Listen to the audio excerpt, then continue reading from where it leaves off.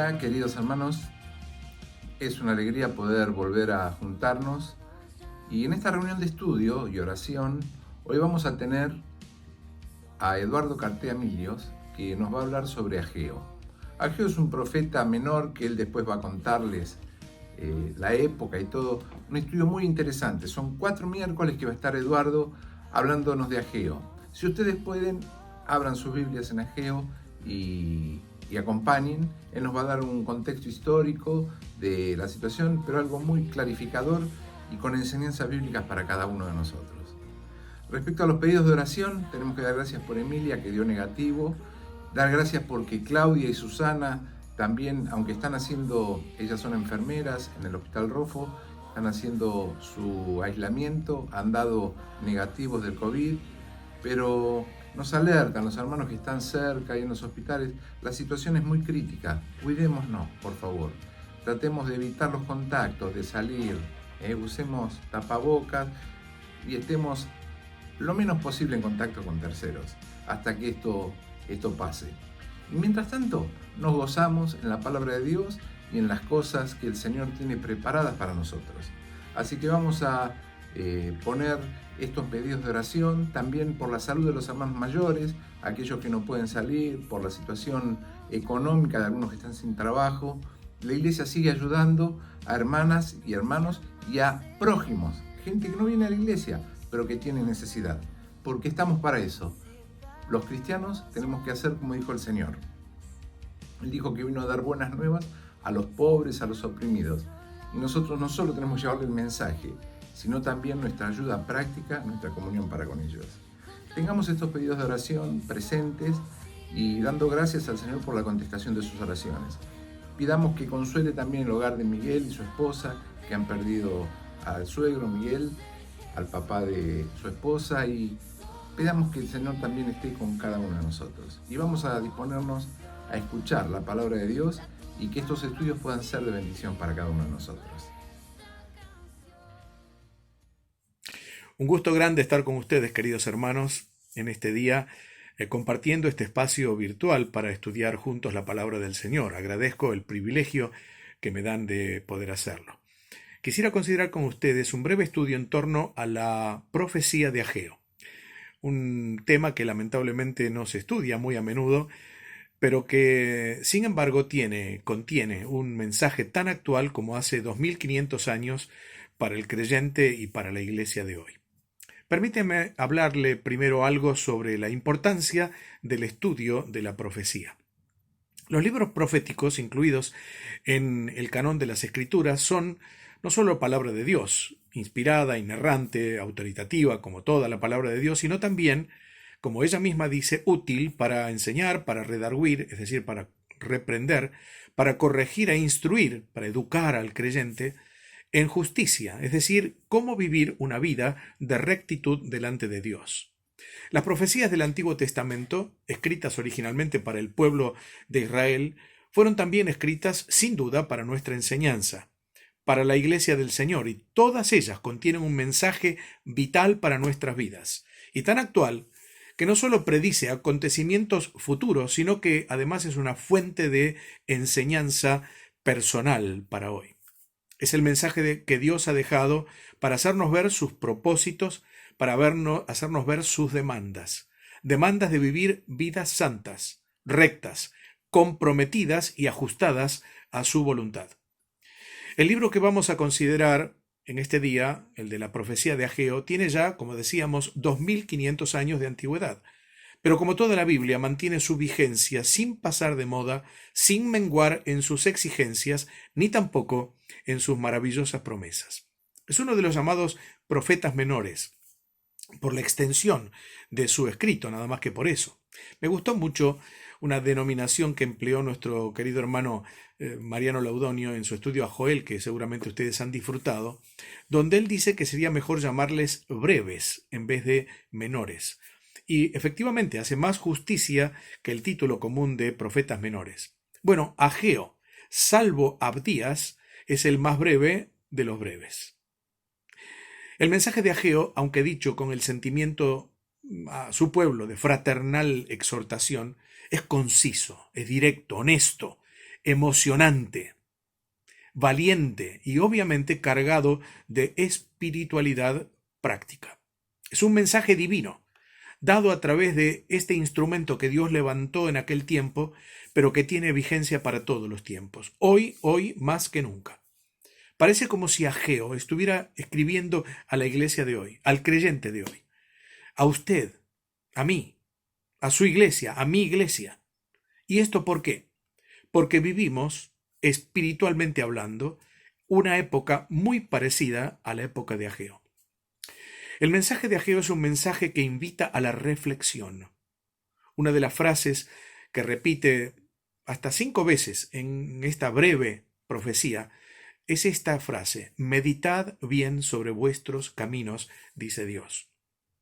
Otras palabras, reflexionen sobre su conducta. Aún otras, piensen seriamente sobre lo que están haciendo. Nos hace falta esta actitud hoy en día.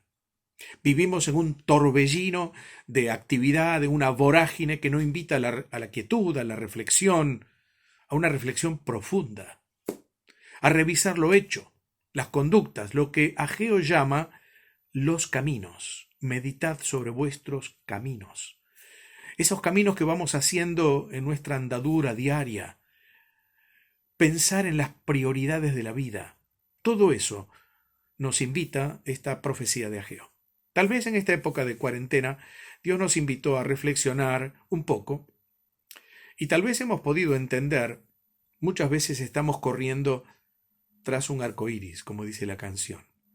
Necesitamos oír la voz de otro profeta, en este caso se llama Jeremías, que predijo justamente la cautividad de 70 años previa a la profecía de Ageo. Justamente la profecía de Ageo concluía ese tiempo de cautiverio.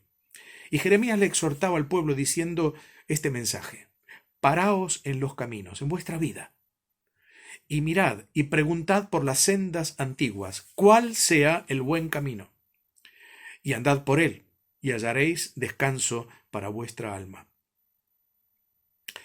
No quisiera seguir leyendo lo que sigue diciendo Jeremías, porque el versículo siguiente, el 16 del capítulo 6 de Jeremías, dice así: ellos, el pueblo, dijeron: no andaremos. Deberíamos hacer un silencio reflexivo, una especie de, como leemos en los salmos, de Selah, un tiempo de meditación, de pensar. ¿No será nuestro caso también el de aquel pueblo? Fíjese que en el versículo 4 de Jeremías, el capítulo 16, dice así, capítulo 6, perdón, dice así, en un suspiro de honda preocupación, dice esto Jeremías: ay de nosotros, que va cayendo ya el día, que las sombras de la tarde se han extendido. En una forma tan poética pero tan directa, lo que quiere decir Jeremías es que el mundo vive efectivamente una época sombría, un ocaso moral, espiritual, y a veces, esas sombras de la noche del mundo parecería afectarnos también a los creyentes. Ahora, nosotros esperamos un día glorioso, pero entonces en medio de la penumbra de este mundo debemos reflexionar, y hay tiempo de reflexionar. Hagámoslo hoy por unos minutos, en el marco de la profecía de Ageo. En la Biblia hay 7 libros que están muy vinculados entre sí. 3 son históricos, 3 son proféticos y 1 es histórico-profético. Los 3 históricos son Esdras, Nehemías y Esther. Esdras trata de la reconstrucción del templo, Nehemías de la reconstrucción de los muros y las puertas de Jerusalén, y Esther de la preservación milagrosa del pueblo de Israel en la época del imperio medo-persa, que duró aproximadamente unos 200 años, entre el 536 y el 333, cuando vinieron los griegos. 3 proféticos: Ageo, Zacarías, Malaquías. Son mensajes al pueblo de Israel, particularmente a las tribus del reino del sur, Judá y Benjamín, los judíos, llamados así, para reconstruir la moral y la espiritualidad que Dios demandó siempre a su pueblo.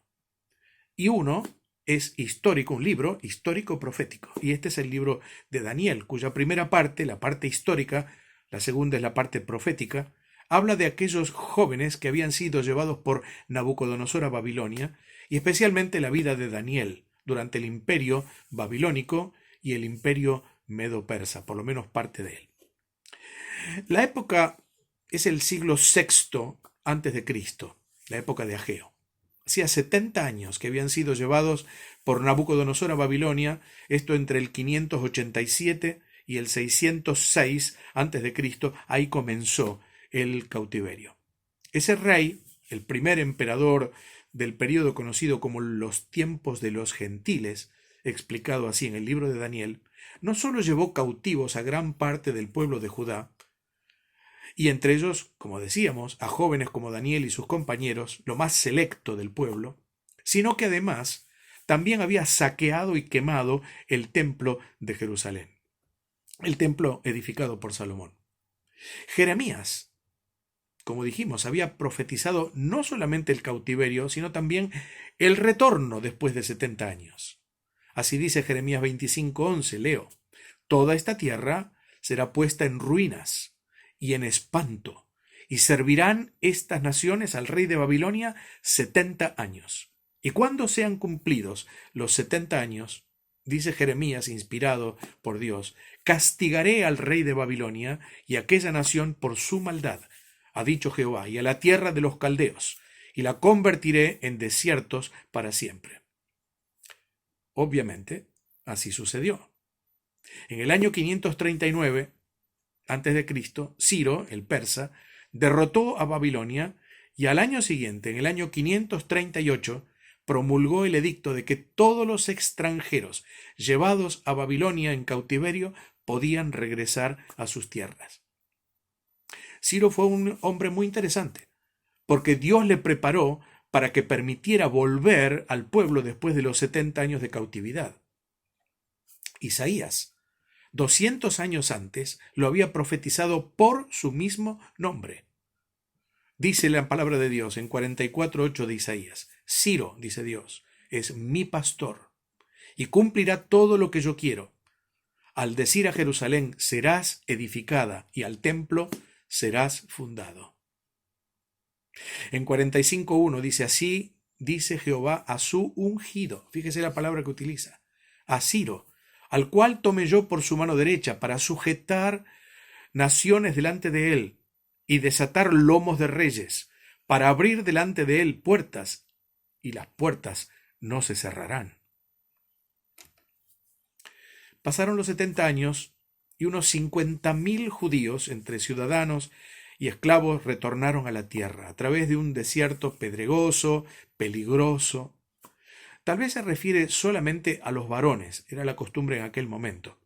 Así que si agregáramos mujeres y niños, tendríamos que multiplicar por tal vez 3 o 4 esa cantidad de gente que volvió de la cautividad a Israel, a Judá en este caso. Lo primero que encararon fue la reconstrucción del templo en Jerusalén, que había sido, como dijimos, derribado por Nabucodonosor. Primeramente, el altar. El comienzo fue correcto. Antes de nada, restaurar el aspecto espiritual.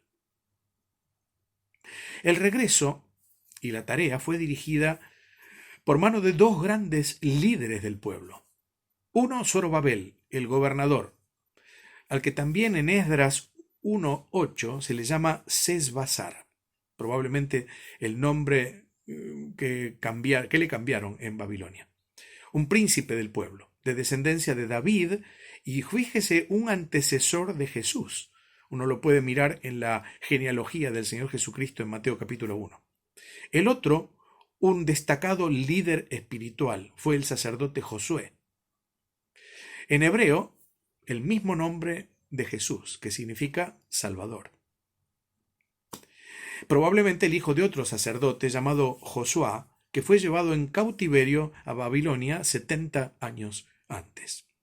Ellos dos, encabezando al pueblo, fueron los encargados de levantar las ruinas del templo de Dios destruido. Hay un versículo en Lamentaciones de Jeremías que nos muestra cómo ellos vieron la ciudad y el templo cuando llegaron a Jerusalén.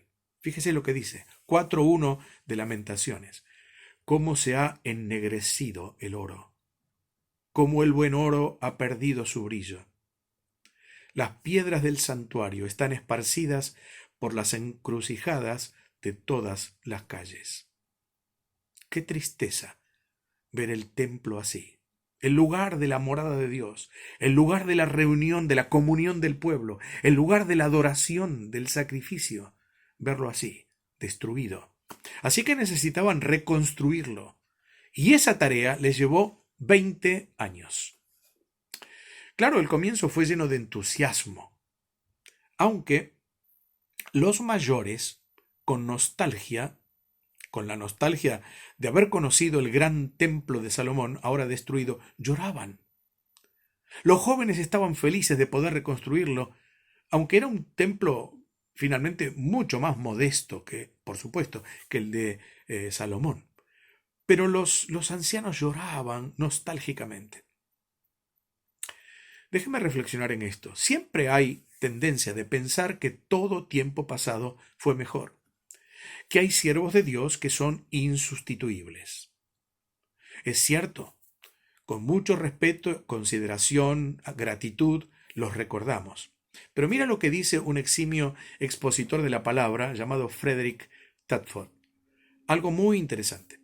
Dice, no faltan hoy en día los que con egoísmo desalientan a los que sirven con ardor y entusiasmo, machacando sobre la gloria del pasado. Hacemos bien en estar preocupados por la evidente decadencia del presente. Pero eso debe actuar como un desafío para levantarnos y trabajar, y no para entregarnos a una lamentación lacrimosa. Nuestro Maestro aún es supremo, y su obra continúa. Es verdad. Es cierto que se aprecia en los últimos tiempos una lasitud, una liviandad, una superficialidad en el compromiso de la obra de Dios, en el estudio y la exposición de la palabra, en la oración, en la evangelización. Es cierto que Dios levantó en el pasado hombres grandes entre su pueblo, también es cierto. Pero no podemos decir que Dios no lo puede hacer o que no lo hace en el presente. Nuestro Maestro, me encanta esa frase de Tadford, nuestro Maestro aún es supremo y su obra continúa.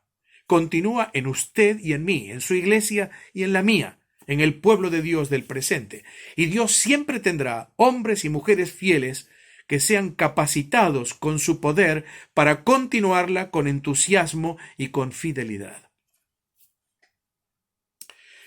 Vuelvo a nuestro tema en Ageo. Habiendo levantado el altar del sacrificio y echado los cimientos del nuevo templo, los enemigos de Israel, particularmente los samaritanos, enemigos históricos, porque era mezcla de israelitas y de asirios, comenzaron con la oposición. Primero, pretendiendo mezclarse con los judíos, y ante la negativa de ellos, apelaron a tácticas verdaderamente terroristas, acusando a los judíos de sedición con el fin de detener la construcción de aquel templo. Al fin lograron que el rey Artajerjes decretara la suspensión, no del templo, de la reconstrucción de la ciudad de Jerusalén.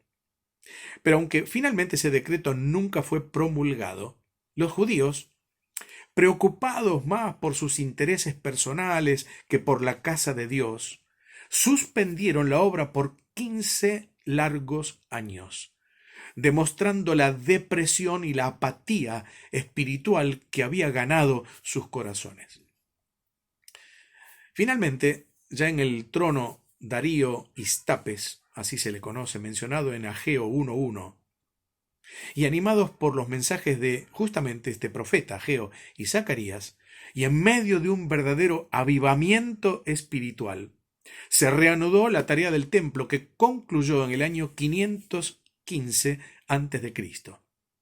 La edificación de un modesto templo, es cierto, que luego siglos después sería mejorado por aquel rey edomita que se llamó Herodes el Grande, como prenda de buena relación con los judíos.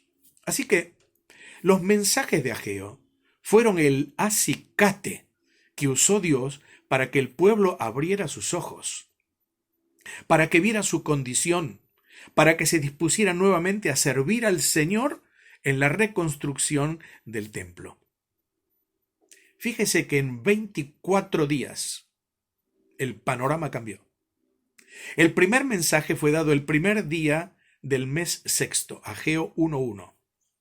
Y el día 24 de ese mismo mes, dice la Biblia, fueron despertados a trabajar en la obra de Dios. Versículos 14 y 15 del capítulo 1. En el siguiente mensaje lo vamos a mirar bien. Una tremenda transformación. Un retorno a las prioridades. Un avivamiento genuino y general para todo el pueblo. El desánimo fue cambiado en acción. La apatía en entusiasmo. Y todo por un llamado a la realidad de este gran siervo de Dios llamado Ageo.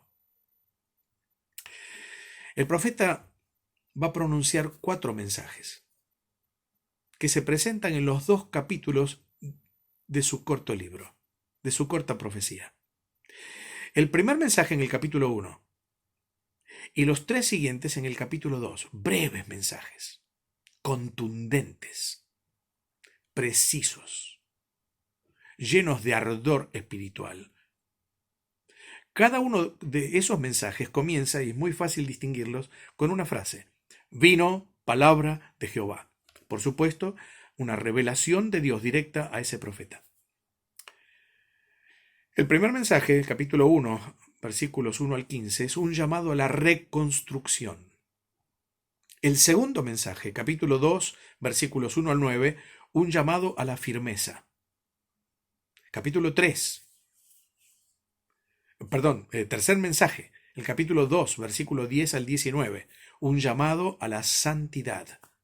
Y el cuarto mensaje, capítulo 2, versículos 20 al 23, un llamado a la confianza. Yo le voy a pedir, querido hermano, que tenga a mano su Biblia, para leer juntos en el próximo bloque el texto de esta breve pero preciosa profecía. Nos vemos en el próximo bloque, pues. Que el Señor nos bendiga.